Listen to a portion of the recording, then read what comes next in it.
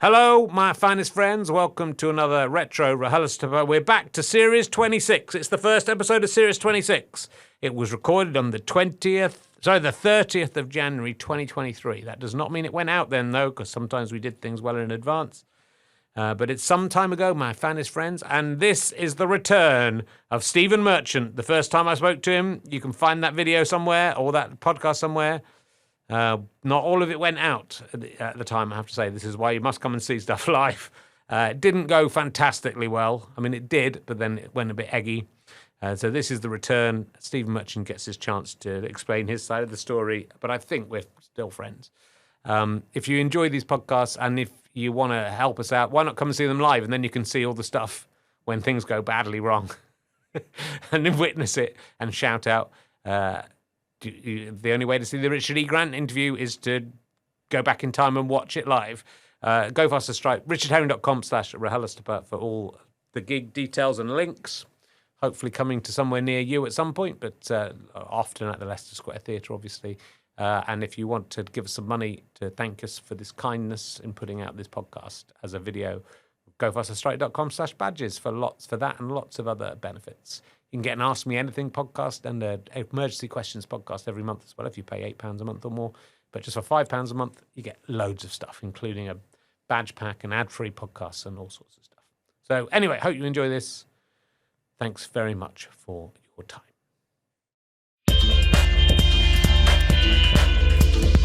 Ladies and gentlemen, welcome to the Leicester Square Theatre. Please welcome a man who was hoping to have a bridge named after him, sort of.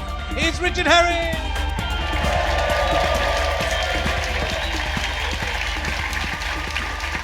Thank you very much. Hello, my finest friends. Thank you very much. Welcome back. It's Series 26 of Richard Herring's Leicester Square Theatre podcast. Though I was talking to the original Paul McCartney the other day, the one who died in the car crash in 1966. Not the rubbish replacement who wrote Get Back in 3 Minutes, that prick.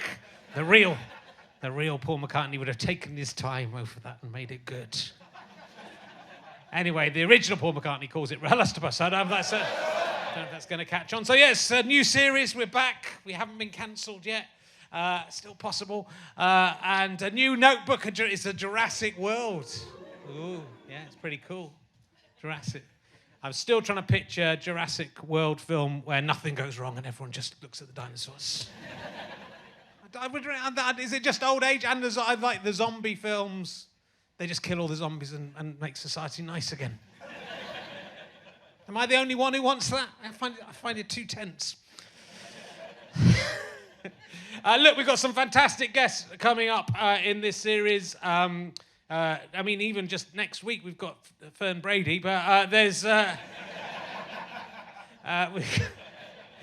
some of it sold out. Tim Key and Josh Widdicombe on the whatever's 7 days away from now.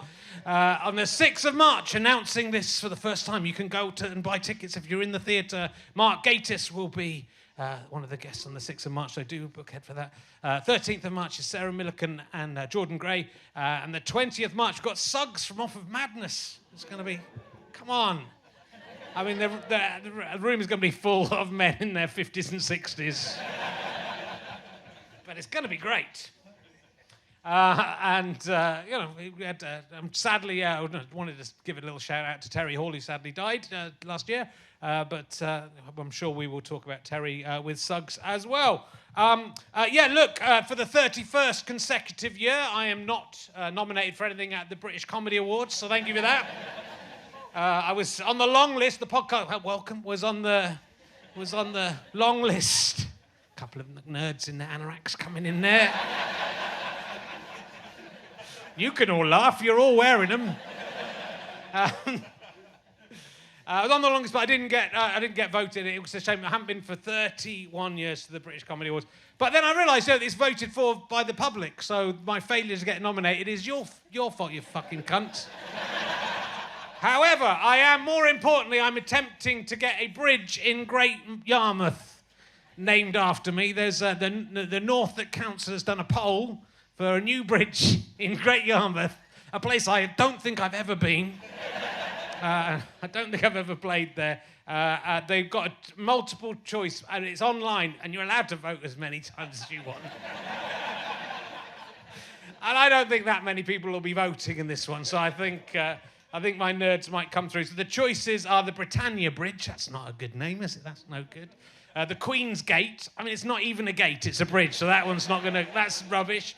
The Yare Bridge, which I think is sort of pirates. The Yare Bridge. I think that's for them. King's Bridge, without an apostrophe, so that can't be... And Herring Bridge. I can't believe they put that in, so... I will go to the opening if it's at Herring Bridge and try and do a speech. 31st of January is the deadline on that, so Google it if you're watching live and go and join in and vote for that. That would be lovely. Oh, and people in the theatre, there are some buckets for the Red Cross. The theatre did a fantastic benefit for Ukraine on last Saturday, and so if you would like to give some money to that tonight, there are buckets on the bars. Anyway, let's crack on. We've got a brand new series. Fantastic returning guests. No one thought this would ever happen. He's probably best known... I think this is too good, so I'm going to do two. He's probably best known as Wheatley in Portal 2, though it turns out that is a really big deal. So... He's also best known as the man with the broken leg in Run, Fat Boy, Run, which we may have talked about last time. Will you please welcome the incredible Stephen Merchant, ladies and gentlemen. Stephen Merchant. Thank you. Come in, pick up there's a mic. Beautiful. Stephen Merchant. Thank you very much for having me. Look, thank you for coming. I think everyone wants to thank you for coming back. Well, we're already off to a good start. You didn't introduce me as a paedophile. So that's a win as far as I'm concerned. That's one up. What's that, sorry? It's one up, isn't it? Yeah. I want to apologise. I was a very immature, young, 46-year-old man when you last came on. And now I am 55 and I'm a lot more mature. Yeah. I did a podcast recently with Sally Phillips, who I used to go out with, and we split up, and it was a little bit difficult, and then she came and did a podcast, and it was a reconciliation. So that's nice. So I'm hoping that this will be similar. Why did you and Sally break up? Did you call her a paedophile and then insult some of her work and generally make the atmosphere strange, or? Pretty much. It's pretty. Can I ask you what your perception is of our last encounter? Because I'm interested to know what your take is. Well, because I've never listened to it, so I don't have an objective opinion. I only have a sense memory of it. Yeah, we did cut some bits out, Rich Steve. Oh, yeah. Did you? Right. You cut out the awkward stuff, so it's about 4 minutes long. So what is your memory of it? You seem to be... Why are you evading the question? That night, very unusually, we recorded 2 podcasts in the same night. And Simon Pegg was the other guest, you may remember. It was quite a big deal. We had 2 big Hollywood superstars. I'm being nice.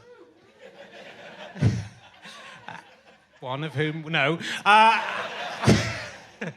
And I was really worried about upsetting Simon because I thought you and I had spent a bit of time at gigs and stuff, and I hadn't seen Simon for a while, and I was worried about being inappropriate with him. Yeah. And so I'd concentrate really hard on being good with him, and then you came on, and I don't know what happened. I kind of lost my mind a little bit. That's it, is it? Yeah. I think that's the apology, is it? There was also a joke I think you took the wrong way that I meant to as a joke against myself, which I think that was one of the moments it turned a bit. Let me tell you. Are you just trying to bring it up again, and so we have? Let me tell you my perception. Yeah, okay, you give me your perception. My feeling was that I had gone back to stand-up comedy after a long time, and you were very, very supportive in that. And I saw you on the comedy scene, and you were very helpful, and you even had lunch with me one time, and you gave me lots of good tips and clubs to try out material and things like that. And then you said, would you come down and do my podcast? And I had nothing to promote, and I had no reason to come other than being, thanking you, in a sense, for your generous help with the return to stand-up. And so I, tooled down, thinking this will be a nice, fun showbiz chat. And then you just went really weird. and sort of, it was odd. And then I think then we came off and you sensed that there was an energy. And then you said, oh, sometimes when I'm on stage, I play a character. And I thought, oh, do you fucking Ali G? Because you didn't mention it to me beforehand. And this character's very similar to you. No funny voices.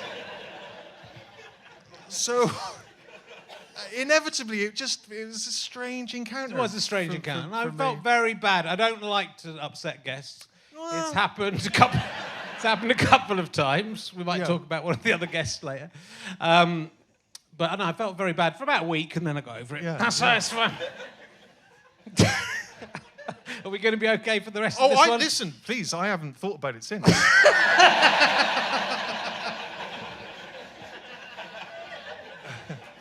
So, which of my projects do you want to slag off to start with, or do you just... We'll build to what you don't like. We'll build to what you don't like. Yeah. We'll start. Well, let's talk about Portal 2 first of all, which I haven't played, but I understand Right. that Wheatley is pretty. I saw a man talking about it in a video. Yeah. So you played a sort of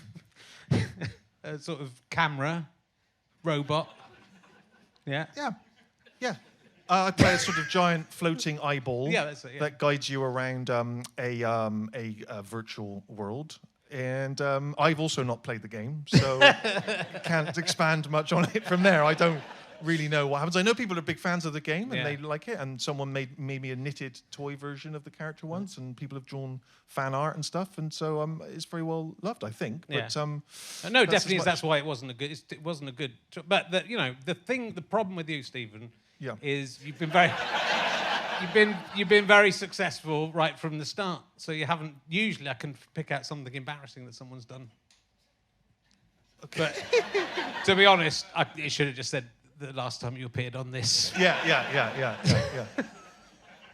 But how's it been going since then? It's been all right. Yeah, it's been good. Right? Yeah, I think if anything, it helped the. Oh, did it? The legend of the podcast. Yeah, because that was early days, wasn't it? I think you'd only done about 30 podcasts. Yeah, I think there was a few. It was maybe the third series, but they were short series. Yeah, so it's been going on. I'm still doing it. Well, I think congratulations to you. Well done, mate. Still here, 10 years on. You've been terrific. Thank you. No, 10 years is 10 years is fantastic, and that's what I like to do every 10 years. I like to come out, give up an evening, to sit with you while you insult me. So here we are again. It's great.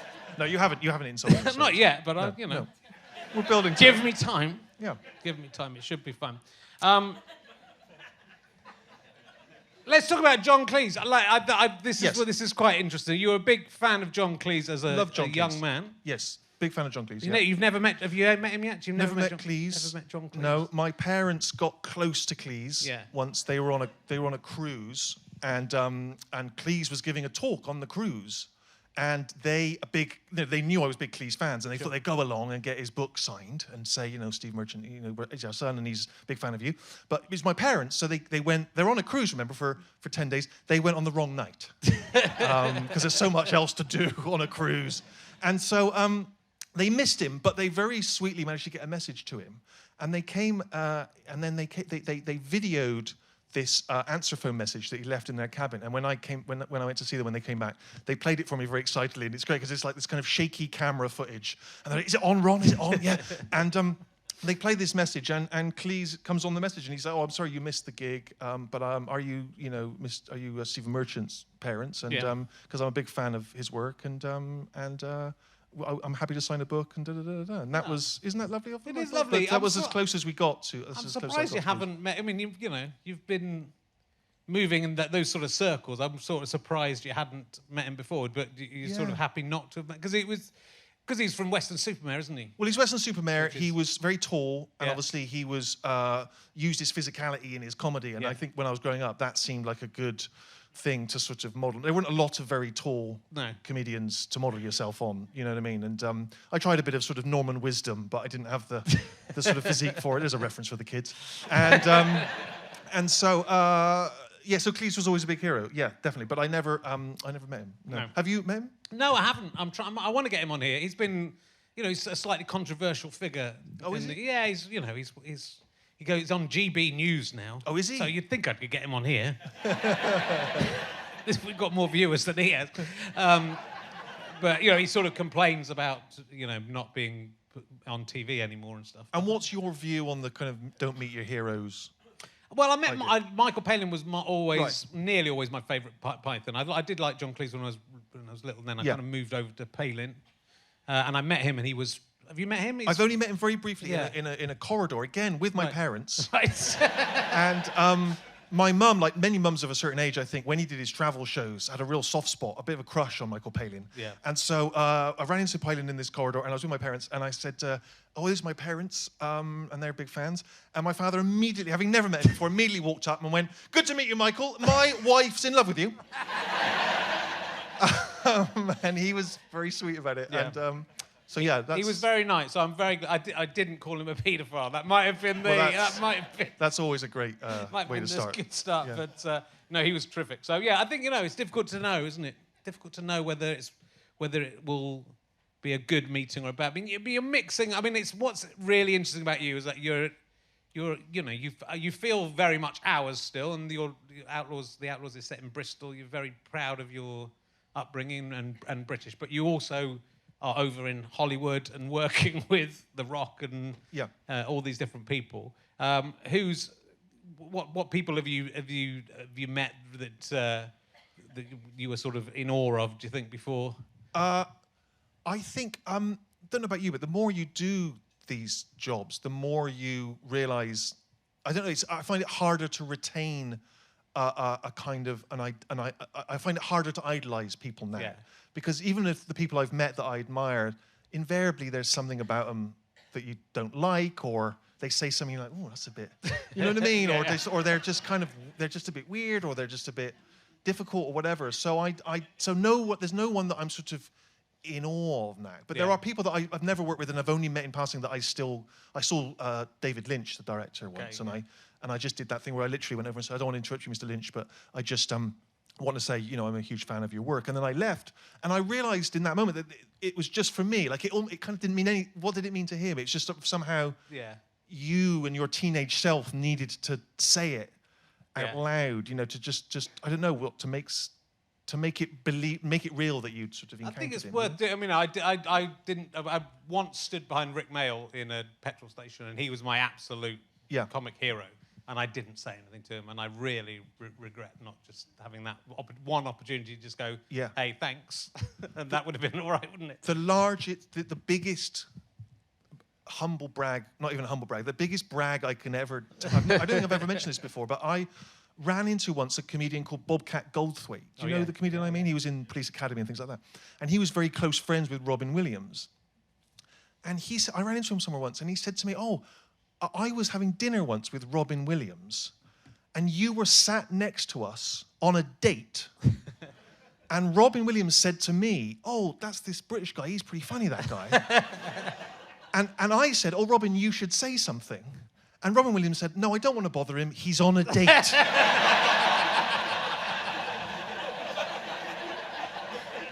And never said anything, and I never met him, and then he died. And I was like, how would Robin Williams leaning over saying I'm a big fan be a problem on a date?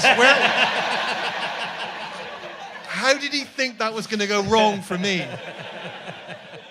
So... it sort of, I think it feels, I'm glad that it feels like this, and I'm sure it isn't like this, but it just sort of feels like you're Bristol's Stephen Merchant, and you being in that Hollywood world, it feels like a sort of slight disconnection, you know what I mean, between, because I think you seem realer, you seem like more down to earth than some of those Hollywood stars. Yep. And I've sort of read a story about you going to a party and walking through a window and stuff like that. So are you managing to be cool amongst all these people? No. That was a party thrown by the comedian Sarah Silverman. Okay. And I'd gone there not invited by her. I just went with a friend. And there was, because pot was, I don't know if it was legal at the time, but it was certainly, popular. Yeah. And And there was some pot brownies. And someone said, do you want some pot brownie? And I thought, yeah, sure, because I'm 6'7", you know. How was that going to affect me? And I ate this pot brownie, and I immediately fell inside myself. Like my memory is that it was like I was trying to peek out through my own eyes, but I'd sort of shrunken inside myself, and I went and looked in the mirror at myself for a while, because that's the thing you want to do when you're really stoned, is stare into your own soul. And then I sort of remember I went out and I sort of lay down for a bit, but I'm 6'7", so I took up like 3 couches, and people were like moving me out the way. And then someone introduced me to Gary Shandling, the comedian, but I don't remember anything we said. And then the next thing I knew, I thought I'd get some air, and I went to walk outside to get a breath of fresh air. And the next thing I knew, an entire 6-foot plain glass window was smashing all around me. And I was like looking back into the party, and everyone was staring at me, and glass shards were falling around me. And you realize that you don't have any sort of social training for that. Do you know what I mean? You're not, like, what do? Do you just go, ta-da? Like, I had no... And then I just remember, then it's just like snippets. I remember kind of someone ordering me a cab, and then I remember being in the lobby of this apartment block because I was trying to wait for this cab, and then some new arrivals at the party were walking in, and they didn't notice me. I just heard one of them say, hey, did you hear that some asshole just walked through a window? And then I just remember having a gash on my head, and then I remember thinking, oh, it's America, they're going to sue me. So then I wrote an email to Sarah Silverman saying, thanks for the party. Don't know if you noticed, I walked through a window. And really worried she was going to sue me, but she didn't, thankfully. Did you pay for the window? Of course not. No, it's not made of money. And then she... but then what was weird is, even to this day, I keep meeting people who were there who have seen different versions of it from different angles. So I'm sort of still piecing it together. Yeah. Someone told me recently that I tripped on a cable, apparently, a TV kind of, cable plug-in. Right. And I tripped, and I fell backwards through the window, which is why I wasn't more injured. Yeah. And so I keep hearing kind of Sounds to stories. me like you could sue Sarah Silverman. That's what I'm thinking. That's what I'm wondering. Yeah. I mean, it's likely that could have been it. That could have been the death of Stephen Merchant. Yeah, or certainly kind of, start up and... So, and that sort of, I suppose, in a way, typified my experience of Hollywood, as you say. Yeah. I mean, I think I try to project myself with a cool when I'm there. Yeah. Like you reinvent yourself, and then things like that happen, and then you're back to square one. It is, but it's sort of hard to. I'm from the West Country, and it's hard to imagine West Country people in Hollywood. I say that Cary Grant did okay, but like David Prowse and you, it's hard to imagine you in a Hollywood party, and that's I don't know if David Prowse, Darth Vader, Green Cross Man. We are getting old, aren't we? Have you noticed that when you do stand up and some of your references are now too old for most people? Yeah, of course, Norman Wisdom. Yeah. No, but I think it's the accent, right? It's the West Country accent that. It is. Because that's why people. I saw someone had tweeted recently the David Prowse when he's doing the voice of Darth Vader, and it's I'm your father, Luke, and all that stuff. Yeah. The legend is he didn't realise he was going to be revoiced by James Earl Jones, and it wasn't until he went to the premiere and he heard that he kind of was heartbroken, which is tragic, isn't it? It's tragic, and it shouldn't be funny. No, I know. No one voice isn't better than another. But the one thing I've noticed is that in America, people don't notice the accent. Right. So they just, as far as they're concerned, I sound like Hugh Grant. So. But it's a dream come true. Would it have been when you were thinking I want to be a comedian? Were you thinking, and ultimately I want to go and be in Hollywood blockbusters and be in the movies? Or because to me that would have seemed like when I was growing up, I wouldn't have thought, I'll go to Hollywood and be in a Marvel movie. They wouldn't have had know what that was in 1977. Yes. But that wouldn't have been what I was hoping for. Was that what you? Yeah, I think dreamt of? Yeah.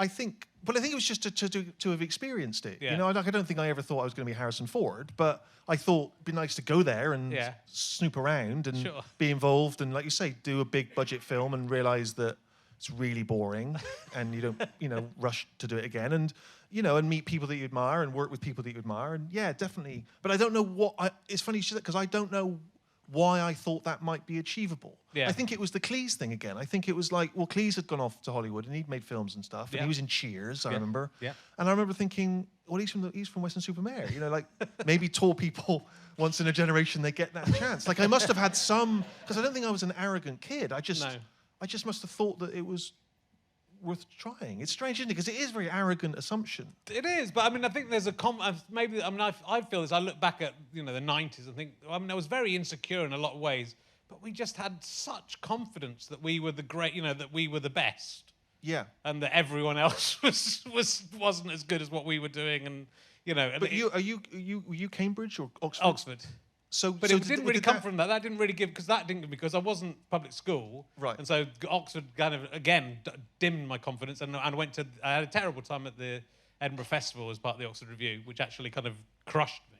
Yeah. So I wasn't. There was a lot of things I wasn't confident about, but we had that, which I think reading interviews that you had with The Office, which turned out to be more justified than Fist of Fun, but. That you just sort of believed so much in the. I think having a partner in a partnership, well, that helps, isn't it? You just having a partnership, and I think also just the arrogance of youth, isn't it? Yeah, like just don't know what you don't know. I mean, we had a meeting. I remember early on with the BBC, and they said, "Oh, this guy's going to be in it we've never heard of, and you're going to write it, and you're going to direct it. Why would we let you do this?" And I remember saying to them, with not a shadow of irony, "We might be the next Orson Welles." But I don't think I was thinking.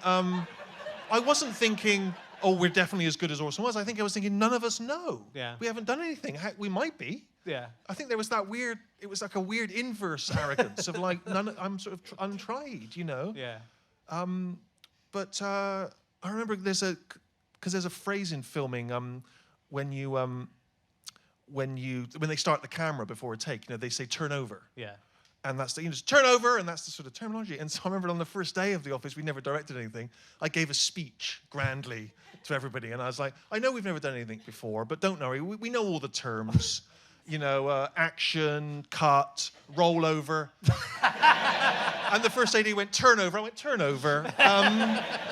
So you know what I mean? But obviously we thought we could do, and I think it was very quickly we learned it was not as easy as it seemed. Yeah. But at the time, it was like, yeah, of course you should give us a chance. Sure. Why wouldn't you? Yeah. I think you do need that. I think that there needs to be a sort of belief in yourself, and I think again you did. You were trying something that was new. I can sort of imagine. I can imagine from the similar time with the executives. You definitely go into those meetings knowing you know more about comedy than the person who's who's going to tell you whether you can do your comedy or not. Yeah. So it's there is an element of arrogance there. Let's talk about the Outlaws, which I thought the first series off was great,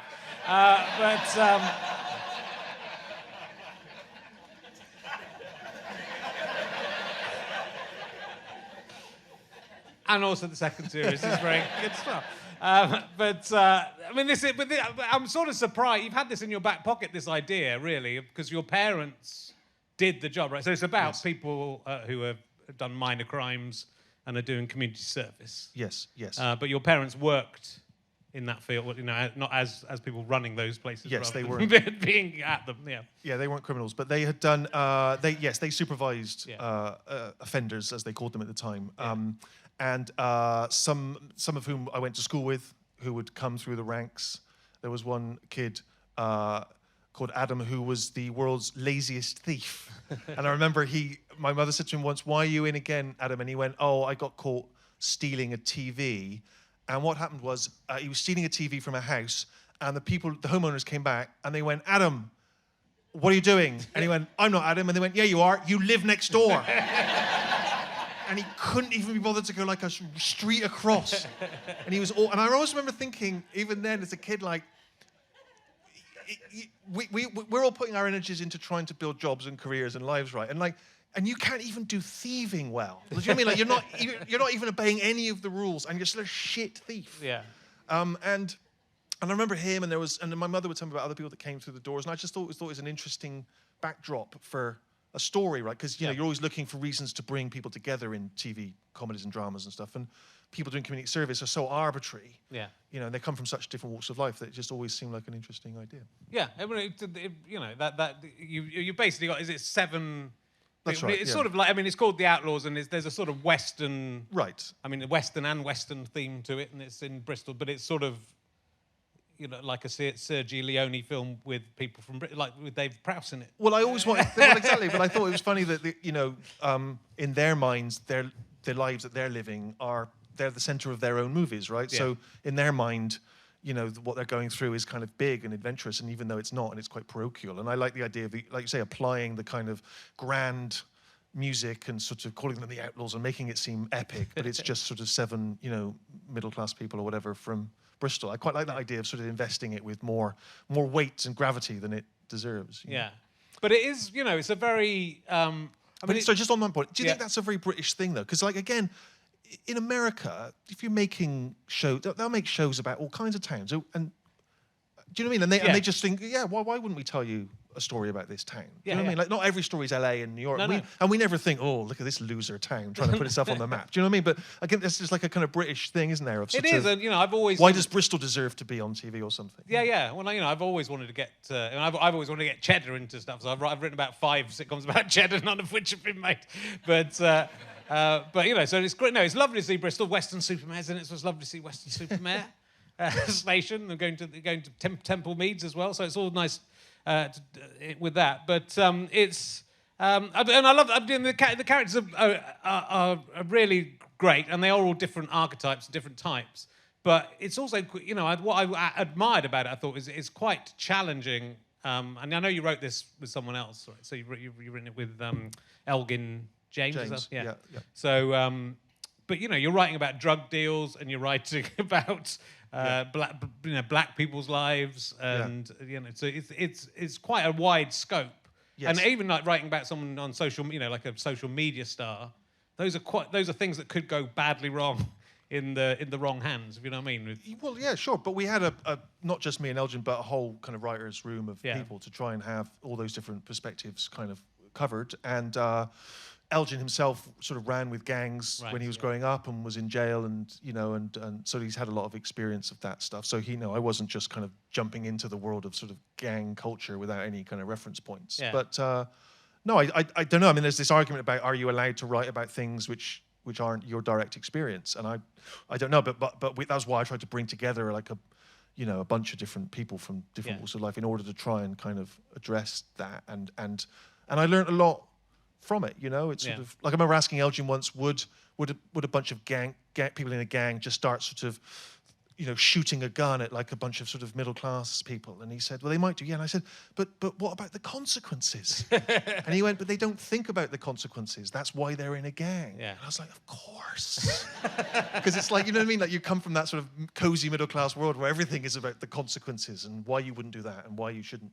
Yeah. And sort of to sort of realize that there are people that just, for whatever reason, aren't thinking things through in that same way. It was somehow a revelation to me. Yeah, I mean, it's very. There's a lot of comedy in it, but it's more of a drama, thriller and a drama than it is a comedy. I think so. Yeah. So it's impressive that I've got to be saying nice things about everything. But no, I really love the characters, and I particularly like the Rhiannon Barretto's character. Just the journey she takes over the 2 series is. And that, I suppose, again, in a sitcom, you couldn't have someone whose her life completely turns around. Right. From being an A-level student to suddenly kind of getting a taste for crime. Right. In a sitcom, you wouldn't really be able to do that, would you? Because everyone's sort of got to go back to where they were at the start of the episode, more or less. Totally, yeah. So it's kind of fun to be able to take... Well, that was why, I thought of it much more like a crime thriller or something, but with some laughs along the way, rather than as a sitcom or something, So...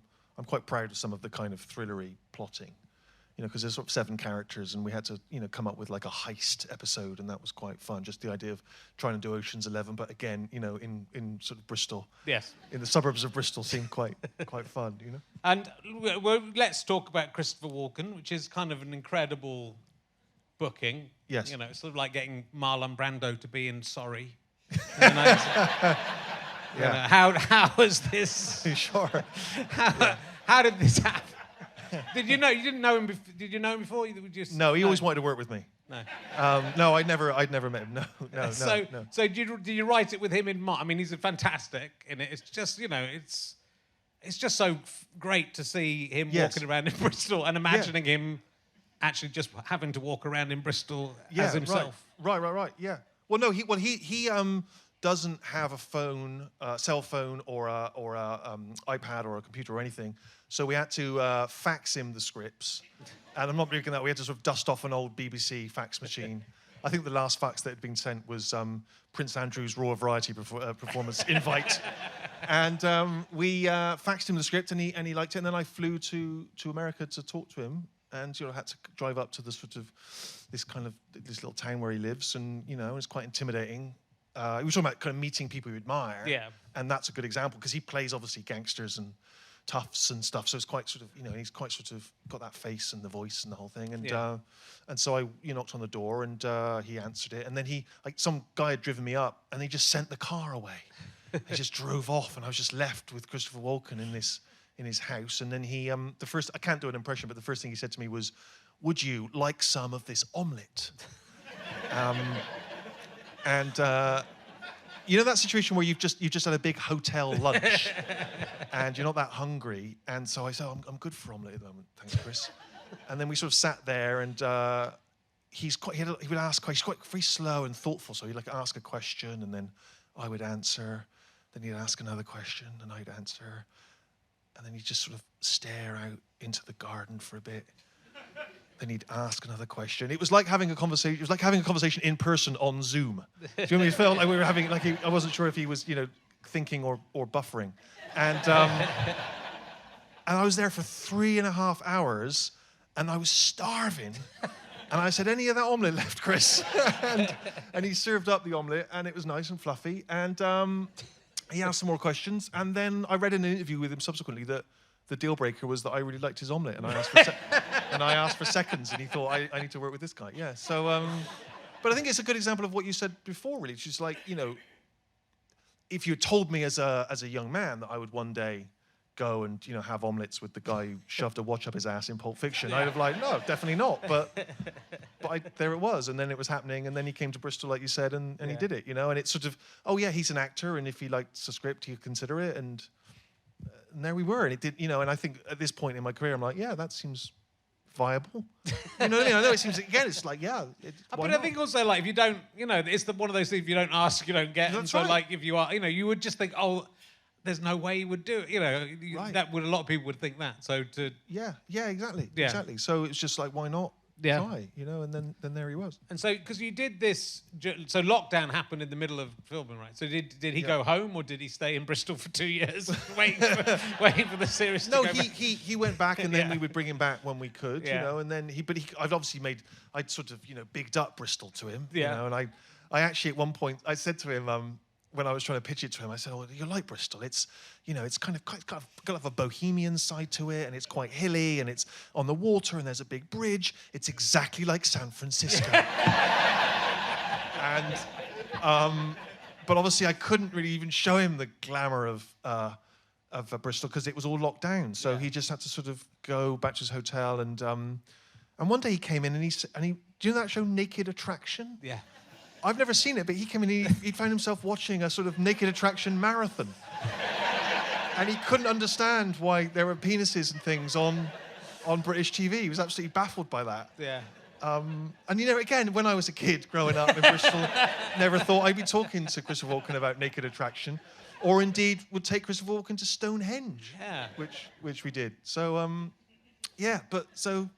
it's kind of extraordinary. I mean, it's a shame, and maybe you did, but if you, I'd quite like to just watch Christopher Walken watching Naked Attraction, just being in Bristol, just walking around Bristol and not talking to anyone, and seeing how he reacted to Britain. That's a sort of another. Maybe we could get him back and do that next time. Yeah. I suppose that could be Bristol, like a kind of travelogue show. Yeah. And but did he like Stonehenge? He did like Stonehenge. Yeah, but again, he's a very quiet man. So we were there for about an hour, and then he just, out of nowhere, having said nothing the whole time, he just suddenly said, apparently the blue stones have healing properties. It's like, what? Sorry? And then he said to the woman showing us around, "Can I touch it?" And it was so British, she went, "No." And I just thought it was amazing, like they've been there for sort of 5,000 years, and he's like never been there, and he's flown over from America, and he's like an icon, and she won't let him touch Like, because no one can touch the stones. Like, you know, I mean, what do they do? Like, take them in at night? Like garden furniture? I mean, it's...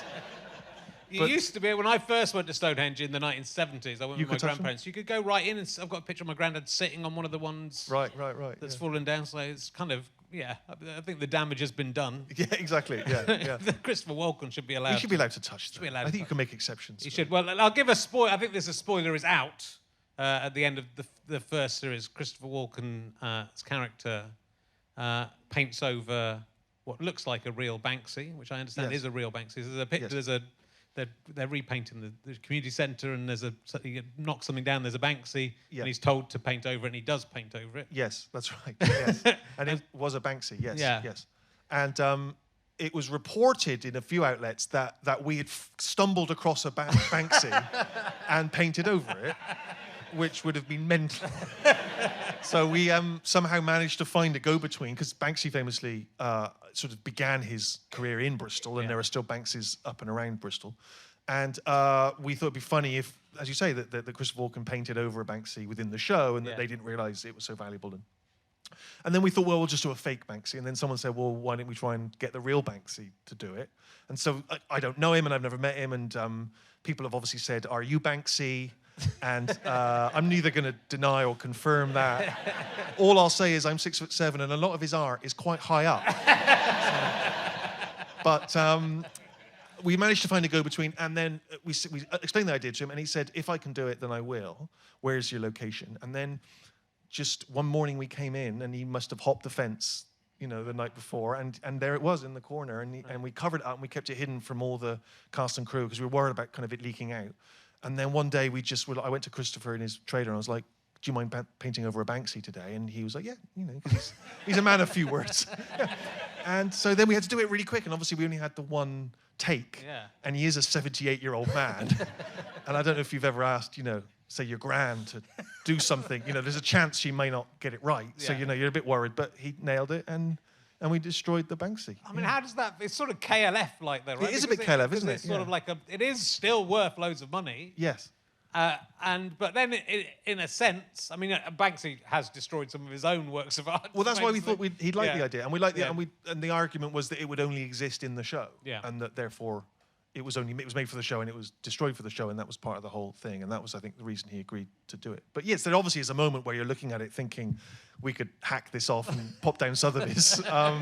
But no, Can't you hack off the painted over? I mean, wouldn't people still pay for the painted over? No, because part of the deal was we had to make sure it was destroyed, so we had to come in with, like, you know, kind of concrete jackhammers and make sure it was fully destroyed. Yeah. I'd still pay for that. I'd still pay for the broken remains. It is, you know, it's a thrilling moment. We've all dreamt about destroying the Mona Lisa. Well, there you are. Yeah, you know, I'd like to. And when you saw it, did you believe it was real, or did you assume it was a fake? The Mona Lisa?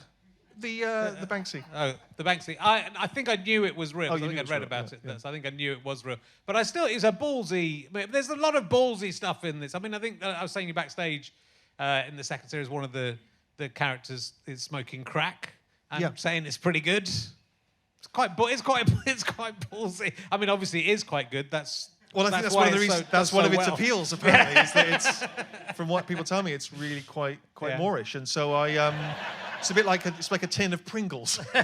once you pop, you can't stop, or whatever. So not to compare Pringles with crack, but yes. But also, I don't know, something about those TV shows where, you know, you're always supposed to kind of wag your finger and say, don't smoke crack. And it's like, well, of course you shouldn't smoke crack. Like, what, do I need to explain that to you? I mean, if you're going to smoke crack, you're going to do it. I don't think me on a sitcom is going to persuade you one way or the other. I'm not sure. It made me want to smoke some crack. Did you? Yeah. I'd never really thought about it before. Do you know what? Years ago, I was working at Radio 1, and I had to do interviews with people who were doing recreational heroin smoking. Right. And I interviewed them, and all of them described it with that. Completely separate people. They all described it as being like wrapped in cotton wool. I thought, that sounds lovely. That sounds delightful, doesn't it? And so I've never done the smack, but I can see why because there's bound to be a reason why it's popular. Yeah. You know what I mean? Yeah. It's not. And I think that's the thing is I feel like we grew up watching kind of Different Strokes and things where people would come on and go, or Grange Hill and go, wee. Yeah. And obviously that's as it should be. And of course you shouldn't be. I mean, a Grange Hill episode where they're going, smack, give it a try. We don't want to preach, let you guys be the judge. But just say, maybe. But I just think, I don't know, it feels like for an adult show aimed at adults, I don't know, the idea that you then have to have like a disclaimer going, crack is really bad for you and your teeth drop out. Well, the whole, the whole second series is because these characters have started out, they've all done a crime, but often none of them are nasty people, and they make a decision that to save themselves, they need to start selling drugs themselves. Yes. And that is, and some of them are going, no, my mum's a drug addict, we're not going to do it. Yeah. So it's this choice between, it's a big philosophical choice between good and evil, and whether it's okay to be evil for a bit. Yeah. It's, and it makes you feel, as a viewer, it makes you feel uncomfortable, as I'm sure it's meant to. Well, indeed, yeah, exactly. But I think also because the drug debate is always so sort of binary, isn't it? Yeah. So it's like it's the sort of that Daily Mail kind of all drug users and dealers are all evil, and it's this kind of like you've all sat down and kind of we're going to sell drugs to kids, like, and as we know, people drift into it for all kinds of reasons, and it's not that clear cut why it happens, and the consumers are as guilty in a way as the sellers, right? So it's like it's a very grey area, and obviously some people feel it should be legalized and so on. So I don't know, it just seemed like it's a knotty idea about how you could find yourself as a perfectly what you thought was a kind of a sort of law-abiding middle-class person suddenly sort of selling cocaine. Yeah. That seemed like an interesting. No, it definitely is. I think if you do a third series, I'm sure there's a chance that will happen. I think it should start with the Dean just shooting all of the characters in the head. Okay. Yeah. All right. Because that's what would happen. He would just, That is what would happen. We'd just kill them all, and then I'm just giving you Quite the starting a brief point. series. In Well, that that's the starting point. They gets them in a room and goes, right, I've had enough, and shoots someone in the head. Yeah. They're all dead. All right. Well, let's park that idea for now, and then. Just giving. Are you a big drug man? Are you a big drug user? I'm not. Have you ever been a big drugs guy? I've not really been into drugs. I don't even drink anymore. So God, I've stopped right. drinking. I've had a couple of cocaines in my life. You have some cocaines, yeah. A couple of cocaines, and I the old wacky backies. The old wacky backy, yeah. Had a bit wacky backy. Yeah. But never the old smack or the crack? Never had a smack. No. I had half ecstasy tablets. Oh, absolutely, yeah. And how did that go for you? Was that fun? It was all right. That was okay. Yeah. I had some magic mushrooms at Glastonbury. Yeah, nice. Yeah. And I felt like I was lying down on the ground looking at the sky, and it felt like I was in the sky looking at the sea. Oh, that's nice. It was quite nice. Yeah. And last time you interviewed me, what were you on then?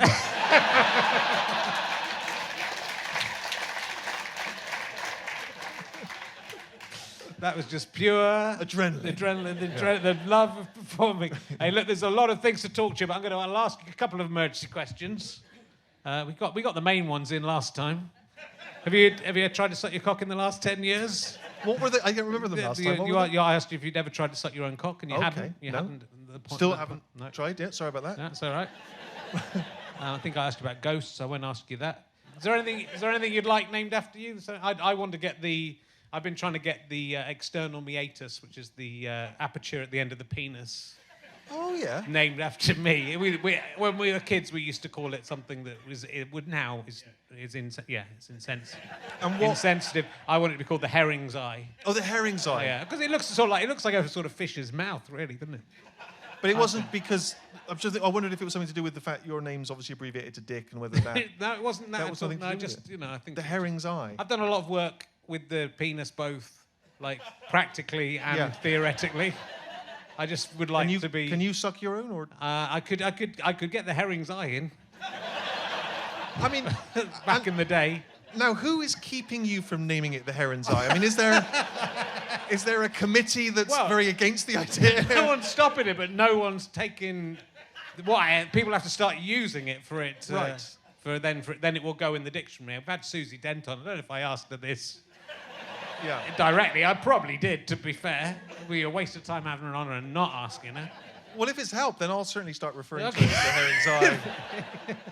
And why specifically that was? Just think, because the name for it we have is not good. I mean, the external meatus is not a good name, and the other name is inappropriate. Yeah. So it's there to be named. Yes. Well, good luck. If Good it's, luck. you know, because it's there. That is why. Yeah, no, I get it. That's I get why. it. Yeah. That's why I wanted to name No, it. good luck with that. Yeah. Thank you. I would quite like a statue at some point in Bristol. Yeah. I'd like there's one of Cary Grant, so I Yeah. wouldn't mind that at some point. Well, that might happen. I mean, that's It's a lot of bronze, though, isn't it? It is. Well, if it's life, If it's life size. they could Yeah. do a really small version of Yeah, you. yeah. I'd love that. I was a little bit disappointed when I went back to do the second series and there wasn't a sort of ticker tape parade. Yeah. I think it was because it was COVID. Yeah, I it would probably assume was. It probably was. that's COVID. why it was. It'll happen. I'm sure it will happen. Be nice though, wouldn't it? Yeah, but you know, Bristol's very. Have you been knighted by the Queen? I haven't, but I don't do enough for charity. This is one of the okay. problems. I'm really sloppy with the charity work. You Yeah. know, just find it a lot of effort. And I think that's one of the things you've got to. And I've done some, but I've kept it quiet. I've Yeah. been one of those guys that doesn't make a song and dance about it. And I'm a fool to myself, really, because I'd love. I mean, at the very least, a CBE. Have you got anything? No. It's unlikely they're going to give it to you, isn't it? 'Cause I don't. I just mean because you're talking about penises. I and, know. You know what I mean?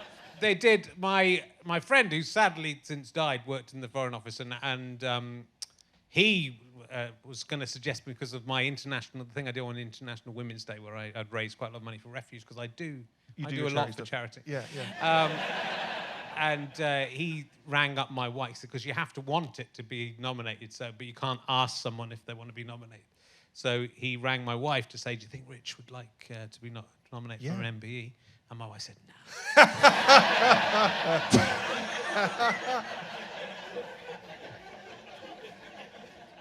And then he died, so you know. Yeah. Fucker. Would you have liked an MBE?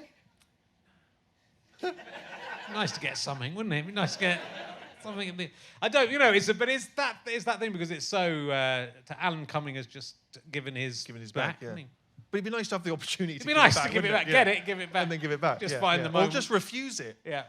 And then just sort of mention it occasionally on podcasts. Yeah. Yeah, they offered it. I didn't. I mean, I was a long way away from getting it right. Who is the most right-wing person that you are sexually attracted to? Who's the most right-wing person that I'm sexually attracted to? I find them all quite sexy. Yeah. Well, there is that sort of. Isn't there that idea that you should sort of vote left but party with the right? Isn't there that some phrase like that or something? Because they're always so decadent, aren't they? They're mean. Well, yeah, but they're throwing parties Yeah. when we're all locked down, and they can't stop having parties, and they're all they've all got like weird drug habits. A lot of them have done the cokes and the smacks Definitely and have, yeah. you They know. say we can't do it, and then they do it. That's right. So I'm trying to think. I don't know that I'm not that familiar with everyone's sort of politics. Okay. Hitler's quite right-wing. Yeah. Fancy Hitler. No, I I've could never- get you to say that on the podcast. That'd probably get in the newspapers. No, do you know what I'm going to do? I'm going to say that I don't find Hitler sexually attractive. I think that's. I know that I might get some angry tweets. I can still have Stephen Merchant considers whether Hitler is sexually attractive. Yeah. All right, I'll do one more. I'll do a nice fanciful one. If you could go into a chrysalis like a caterpillar does. Into what, a chrysalis? Yeah, and pupate. Yeah. And dissolve. The caterpillar dissolves and comes out as a butterfly. You can choose what you're going to come out of that chrysalis as. It can be anything you want. What would you come out of the chrysalis as? Even taller.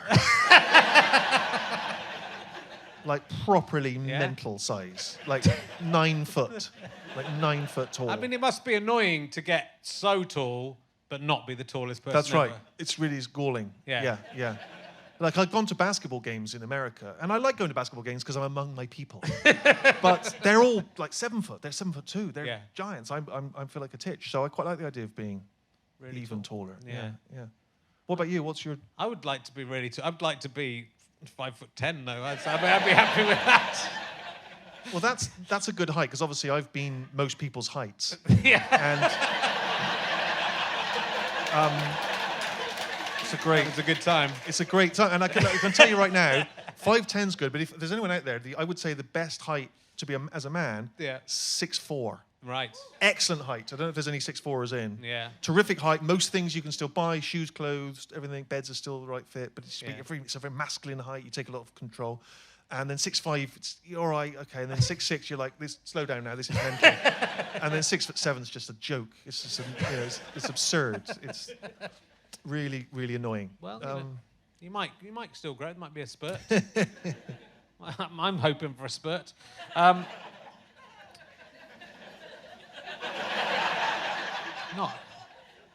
But look, there's so much else to talk to you about. I love doing in Jojo Rabbit. That was amazing. I love that film. Talking of Hitler, played a Nazi, and you seem to be going sort of into some more serious roles. You did the Four Lives, which was obviously a very serious. Yes. Was that always on the agenda, or is? I just think as time's gone on, I felt I don't know, more confident as an actor. Yeah. And so that someone offered me the chance to play that character, Stephen Port. I say character, he's a real person and a real murderer who's in jail. And it was a very serious role and no humor in it. And obviously I was kind of nervous about that and taking on something like that. And I hope I did a good job. And it was really, I enjoyed it. I don't mean it's not enjoyable to play a killer, but it's enjoyable to have the challenge of that. And what I realize is you don't know what a killer is thinking. You have no sense, having not been able to speak to them and not wanting to speak to them. You've no idea of what their brain is thinking at any moment. And so when you're playing it, you sort of have to, in a sense, write in your head what you think they're thinking. Right, yeah. And so in the way that I find writing very nutritious and meaty and kind of challenging, I found that was the first time I'd found acting kind of equally stimulating, I think, in that way. So I wouldn't mind doing some other serious stuff. Yeah. Well, hopefully, someone else will kill a load of people. You can play it.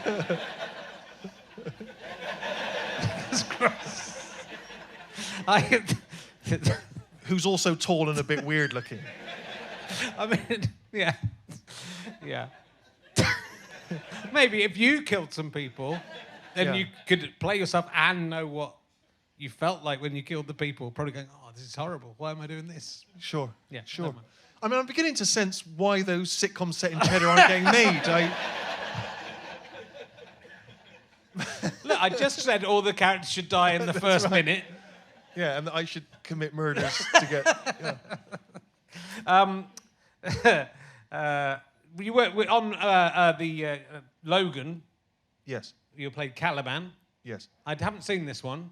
Is there any relation to Caliban from The Tempest? Which no, don't think so. He's probably named after him in some distant comic book somewhere. You worked with Richard E. Grant on that film. I did. Yeah, I did. My interview with him went well. I thought it went well actually, but what happened with he wouldn't let me put it out. Oh goodness, right. Yeah. What had you done? Don't know. Didn't even call him a paedophile. Right. Yeah, he hasn't mentioned it to me. I don't know what I think it was after you worked with him. Yeah. You see him again. I'm interested to know what you had done. I don't think I did anything. There's people here who were there. It was good, wasn't it? How have you done like 450 of these now? I've done a lot, yeah. I mean, probably over 500 if you include everything, yeah. And yet you are consistently offending guests. It's quite I mean, it's a wonder you're still... I'm upset if I've upset him. Because he's sort of out of my normal remit. Yeah. So if it goes well with him, then I might get some other big Hollywood stars and stuff coming into it. But I don't know. He wouldn't say. He hasn't really said. Yeah. I mean, they said loads of reasons, but none of then I would question all the reasons, and then they go, "Oh no, we still can't put it out." Yeah. Well, I think you've got to just take a long look at yourself, really, and just wonder: think about it. Is it his fault or is it yours? I suppose is the question. Yeah. Yeah, I will. I'll do that later. I'm going to have a good hard look at myself. So walking in Bristol, it could be like walking in Bristol. Could do that. It could be the theme tune to it. Should we wrap this up now? No, maybe. You could do. Do you want to start? Do you want to start insulting me now? I feel like you're building to it. We just haven't got there. Just seeing if there's anything else that I wanted to talk to you about. Yeah. I'll ask you another emergency question. Sure. That's what they're here for. What was your favourite interview that you've done in all those? I mean, I think Michael Palin. Was it Palin? Yeah, because he was so nice and he was, everything that I wanted. Yeah. He's. You're really good too, Stephen, but he's my sort of hero, comedy hero. No, I'm interviewing him for the Bristol Slapstick. Oh, yeah, Festival. yeah, great, yeah. And I mean, again, except for that brief encounter, I've never spoken to him before. He's really good. What I liked about him was he was very keen to just do old sketches and stuff, which like a lot of people, he would start quoting bits of old sketches, which you'd think if you're in Monty Python, you go, I do not want to. Yeah. I'm not going to do the Spanish Inquisition. I'm not going to do it again. Are you that kind of, if people come up, and there's not. Is there a bit that people ask you to do if you're in the street? They go, oh, it's Stephen Merchant. Is there a bit that people want? There isn't really. Not really, you haven't got like a signature. No, I haven't got my garlic bar. bread or or that bit. I sometimes just get really weird. Like sometimes I'll just have office. Okay, yeah. Got nothing to come back to, and I think I also kind of get quite a lot of sort of white van drivers, just sort of shouting out. Like I had one recently. It was just like, "Here's a lanky streak of piss." Steve, love you, mate. Okay, it's such a uniquely British thing, that, isn't it? The kind of insult followed by the good one, mate. Yeah. I don't. Is it hard for you to go? It must be hard for you to like be incognito in public, that of everyone, just because of the sheer size of you. Yes. Well, that's why I don't go to Glastonbury anymore, because that's quite intense. And the last time I went to Glastonbury was to see the boss, Bruce Springsteen. Yeah. And got down there, and it was quite intense because obviously you say it's so tall. And then my friend was supposed to organise the tent. And he, for some reason, screwed up. And so I found an old tent in the back of the cupboard that has never been used.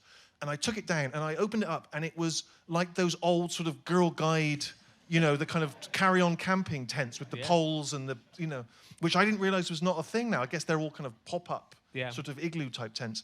And so I've had to and people were kind of literally walking by, like Nelson from The Simpsons, like, ha, ha, just laughing as I was trying to assemble this tent. And then I got it up and it was a one-person tent. And I couldn't fit in it without my feet poking out the end. Yeah. So then I crawled into this tent after Springsteen. I'm just lying there, and I could just hear people like in the tents next door going, in that tent next door is that lanky bloke off the telly. Go and have a look. And so I'd just be lying there trying to sleep, and then you just hear zzz. People just open it up and just, oh, it is him. Look, yeah, and it just went on for like hours and hours, just people coming by like I was like in a Victorian freak show. And in the end, at like 3 a.m, I couldn't bear it. I just left.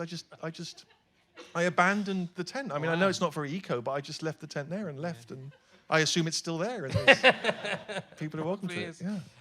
In the Outlaws, when you in the nightclub and you get tangled up in the chandelier, is that something? It felt like that might have been something that. No, but that was like that was sort of thing was inspired by the Walking Through the Glass at Sarah Silverman's. In that people always think that when you do a sort of a pratfall or some kind of physical bit of comedy, that somehow it's too broad and that would never happen. But patently would happen. Yeah. Because it's happened to me many times. So I mean, I'm always hitting my head on low hanging lights and whatever it might be. So no, of course that would definitely happen. Must be nice. Must be nice. To have the other half live up in the sky. Look, it's really lovely for you to come on. I will, another 10 years, I will build up my courage and be rude to you. Next time. I hope I have been acceptable this time. Remember, if you don't want it to go out, you can do a Richard E. Grant and just say, it's not going out. I'm not wasting my time for a second time. Let's put it out. God. I hope how has it gone for you? Have you today this one? It's been okay. Yeah. It's been okay. What were you hoping for that hasn't happened? No, I think you've been very funny.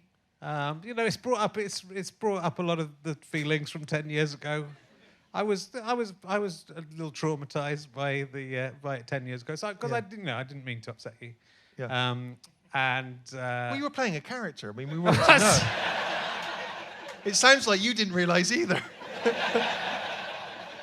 Well, I think, it's interesting. In the early days of it, obviously, like, when it's now this is a bit too successful to come on and get people who are more successful than you and be rude to them. Yeah. In that sort of because I can't really do that anymore. So it has changed a little bit since then. So I think there was an element of that. There was a sort of joke where the joke was, why are you doing so well? I'm doing this stupid podcast. Right. But now the podcast is doing all right, so I can't do that anymore. No, right, of course, yeah. I mean, it's not like I'm in a Hollywood party walking through people's windows. No. Not that successful. But it's going all right. But no, it's nice. I'm really glad you came back.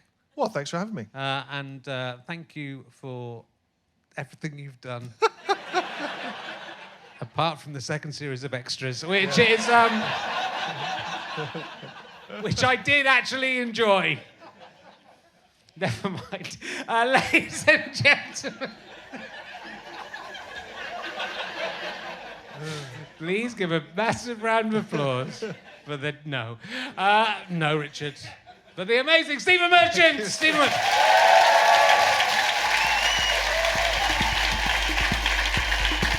You have been listening to RHLSTP with me, Richard Herring, and my guest, Stephen Merchant. The music is by Scant Regard. I'm indebted to my producer, Ben Walker.